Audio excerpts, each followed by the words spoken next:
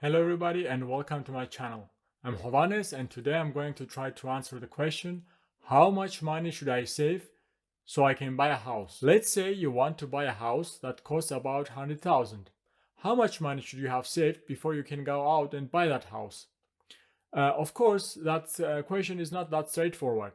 Depending on where you live and how much you earn, you might want to buy a house that costs 100,000 euros or 500,000 euros or 50,000 euros.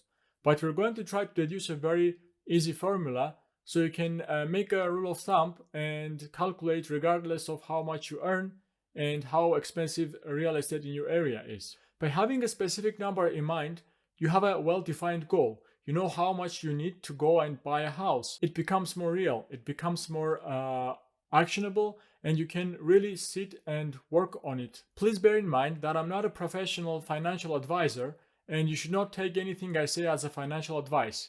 This video is for entertainment purposes only. Let's take a round number and say that the price of the house is 100,000 euros or dollars. To buy that house or apartment, you need a down payment. You also have to pay the buying expenses, and you should also have saved some money in case you have some emergency expenses. In most of the cases, the banks will want to see about a 20% down payment to agree to lend you the rest. In our case, that 20% would be 20,000.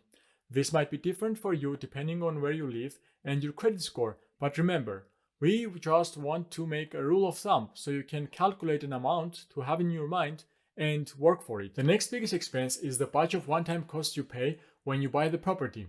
Those could be transfer taxes, recording fees, legal fees, notary fees, real estate agent fees, etc. Those can vary widely depending on where you live. For example, those costs in Germany are usually well over 10%, while in US they might be less than 5%. So we're going to calculate by using an average of 7.5%, which in our case would be 7,500. Then you have to have some safety net money on the side in case things go wrong, like a damage to the property that needs to be repaired immediately, or you losing your job because of an economical downturn. Actually, this is the reason why most people are afraid to buy a property. People are afraid that if something goes wrong, they might end up losing the property to the bank, or worse, owing money to the bank after they lost the property. That's why you need to have some cash on the side, even if it means that you have to borrow more money and at the end up paying more interest to the bank. Most economical downturns last about 12 to 18 months. So by having about 12 monthly payments on the side, you should be covered both for a downturn in the economy and most of the unexpected repairs that might happen to your property. Since you are bringing 20,000 of your own capital, you are borrowing the 80,000. Let's say you are getting a 30-year loan with a fixed rate of 3.5%, which means the monthly payment would be 360, and a 12 monthly payment reserve would be 4,320. So let's round it up and say that's another 4,500 euros, dollars or whatever, or 4.5% of the listed price. Depending on whether you need to furnish or move your stuff there, change something on the property, there might be some additional costs. But I think those costs are not as important as the ones we calculated before. So let's sum up and see what we have until now. 20,000 down payment plus 7,500 buying expenses plus 4,500 safety net equals 32,000 or 32% of the listed price. So now if you want to calculate how much money you should have to buy a house, you take the price of the property and you multiply it by 0.32. Let's say that you want to buy a house that costs 150,000 euros or dollars. 150,000 times 0.32 equals 48,000.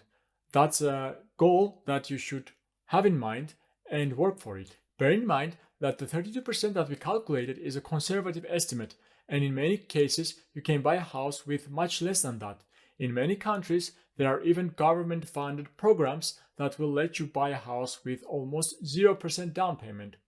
But if you're watching this video, this is probably your first property and you probably don't want to take big risks and open up too much. You don't want to be stressed and scared away from owning a property just because the idea of owing a lot of money can be scary.